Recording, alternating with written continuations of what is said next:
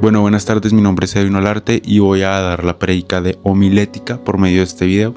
La oración correspondiente antes de la prédica ya la hice antes de empezar a grabar el video, así que vamos al punto, a lo que Dios puso en mi corazón, que era de lo que debía hablar en esta prédica. El título es La bendición en medio del desierto. Aparte, entre paréntesis, confiar en Dios aun cuando todo parece perdido. Romanos 8:28 nos dice: y sabemos que a los que aman a Dios, todas las cosas les ayudan a bien, conforme a su propósito son llamados. Es muy interesante notar que evidentemente en la Biblia no hay ni una sola palabra, no hay un solo punto, no hay una sola coma o una sola tilde que esté ahí por casualidad o que esté ahí por suerte. Todo lo que Dios por medio de personas puso en la Biblia para nosotros es con un propósito y con una finalidad. Por ejemplo, ¿a qué quiero llegar con esto?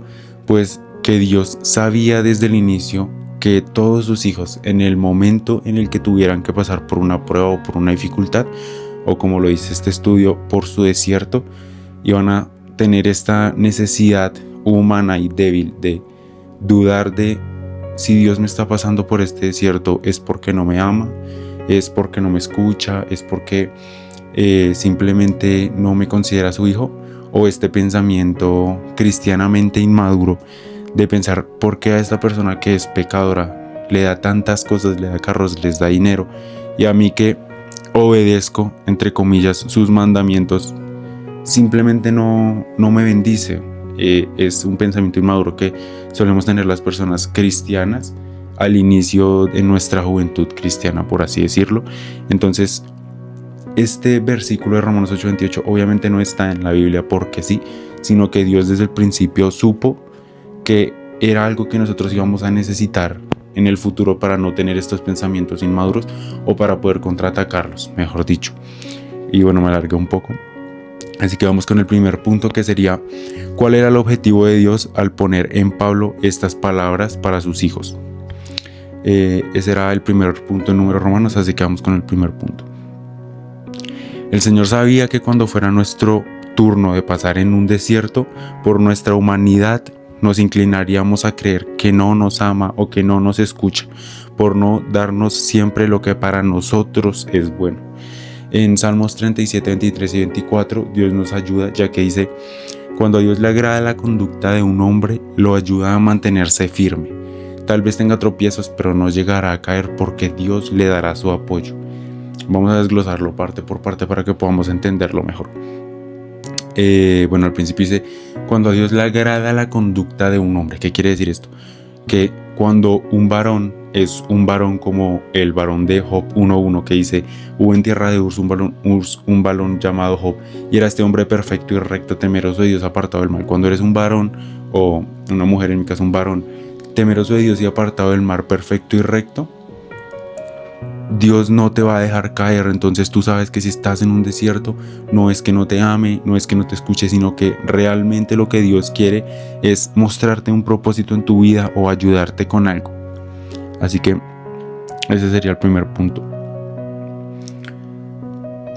Bueno, Jeremías 17:7 y Proverbios 22:4 son dos citas bíblicas que también nos ayudan mucho en este tema. Que por ejemplo, Jeremías 17:7 dice: Dios bendice al joven que actúa con sabiduría, ¿no? Jeremías 17:7 dice: bendito el varón que confía en Jehová y cuya confianza es Jehová.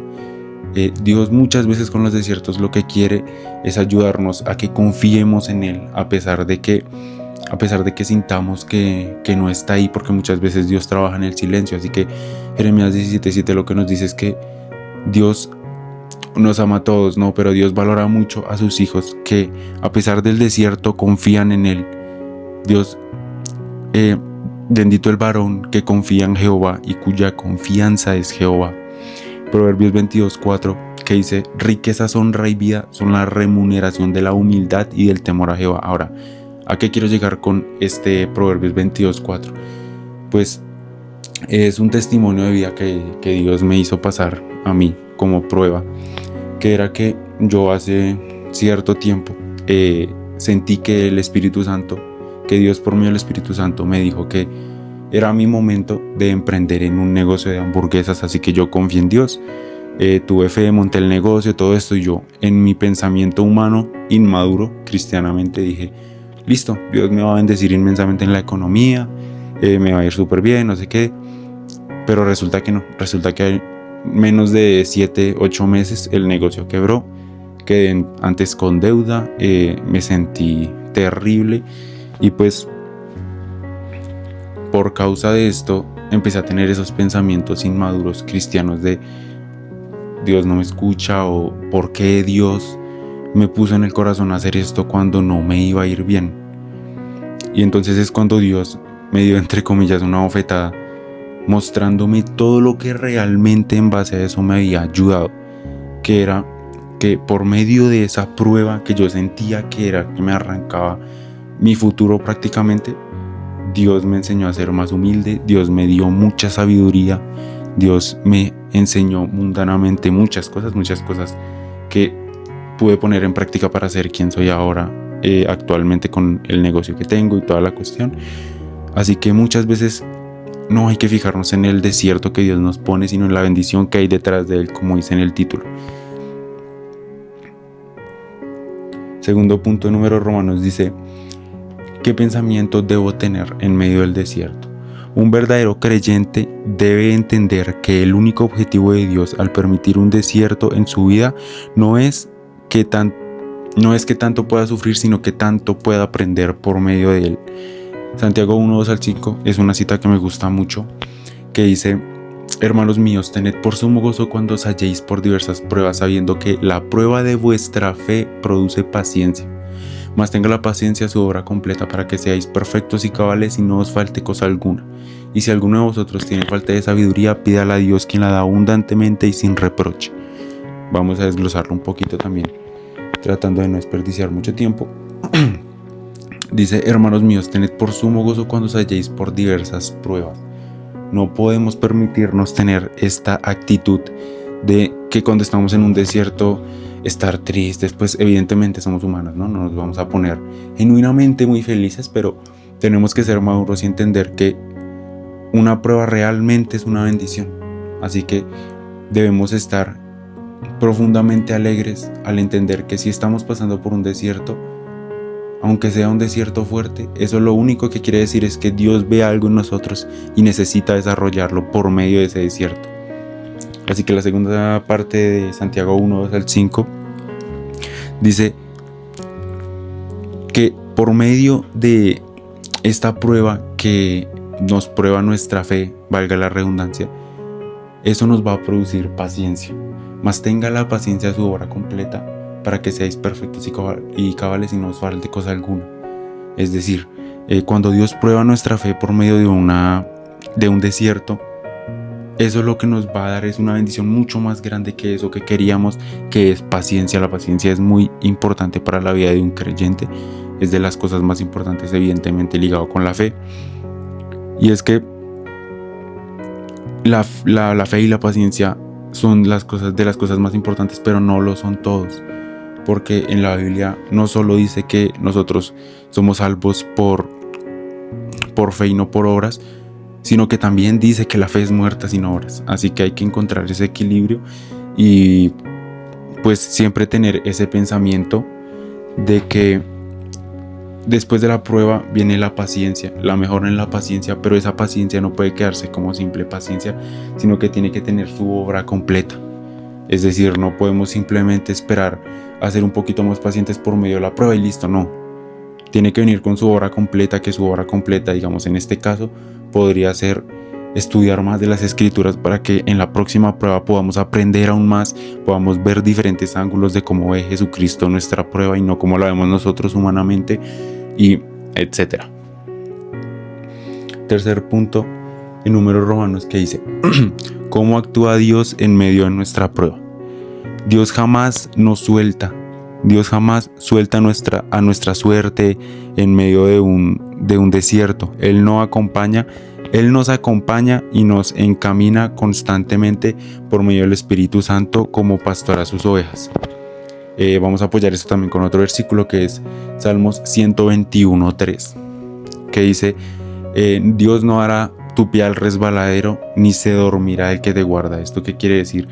No debemos preocuparnos, realmente no debemos preocuparnos cuando estemos en un desierto, porque, como dice este versículo de Salmo 121:3, Él no dará a tu pie al resbaladero, ni se dormirá el que te guarda. Tú siempre vas a estar protegido por Él.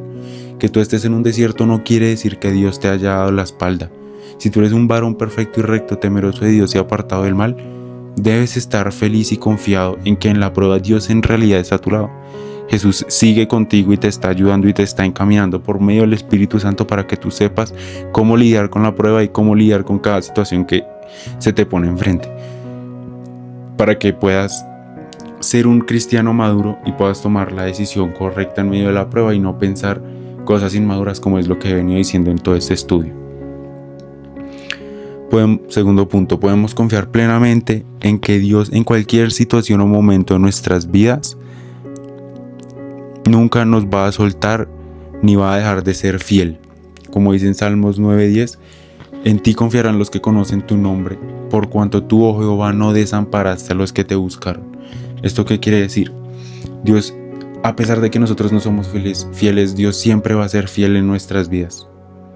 Así que todos aquellos que ya han pasado por un desierto, que ya han aprendido de un desierto, que ya tienen un testimonio, están mucho más preparados para su próximo desierto, porque conocen que Dios no los va a abandonar, que Dios va a seguir siendo fiel, que este desierto no es para mal sino para bien, y eso les va a tranquilizar de cierta forma, a denotar lo que dice este Salmo 9, y es que en Él confiarán todos aquellos que ya conocen su nombre, por cuanto Él, Jehová, nunca ha desamparado a los que confiaron en Él.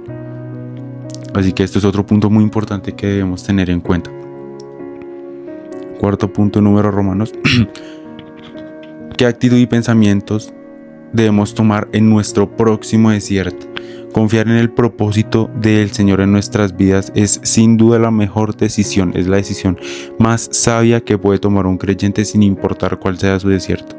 Segunda de Corintios 12:9 nos dice: Bástate de mi gracia, pues mi poder se perfecciona en tu debilidad.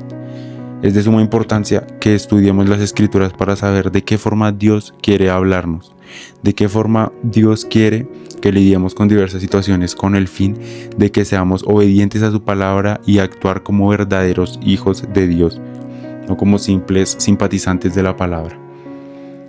Oseas 4:6 dice: Mi pueblo está muerto, ha sido destruido por falta de conocimiento. Esto nos muestra que un cristiano sin conocimiento verdaderamente no es un cristiano que está preparado para ser cristiano. Así que por ende podemos concluir en esta prédica que Dios nos envía la prueba porque sí o sí necesitamos aprender y el ser humano no aprende si no es por medio de pruebas. Así que Dios envía la prueba para que nosotros podamos aprender de ella, podamos fortalecernos como hijos suyos, como creyentes, y asimismo lograr ser hijos suyos a su imagen y semejanza, como es su objetivo y como siempre lo ha sido. Así que debemos ser cristianos maduros y entender que cuando Dios nos envía a un desierto, en realidad es porque detrás de ese desierto hay una gran bendición que Él tiene para nuestras vidas. Y recordar siempre que, como dicen eso no estaba aquí en el estudio, pero como dicen Filipenses 1:21, creo que es, que para mí el vivir es en Cristo y el morir es ganancia. Debemos entender que en realidad lo que más debemos exprimir de ese desierto es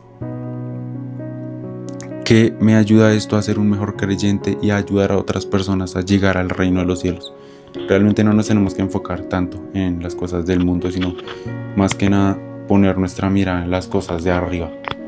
Así que pues nada, hay que aprovechar estos desiertos para poder mejorar como creyentes. Evidentemente pues siempre van a haber cosas que mejorar. Es muy complicado, por no decir que casi imposible, ser perfectos como lo fue Jesús. Así que pues nada, esa fue mi prédica de homilética.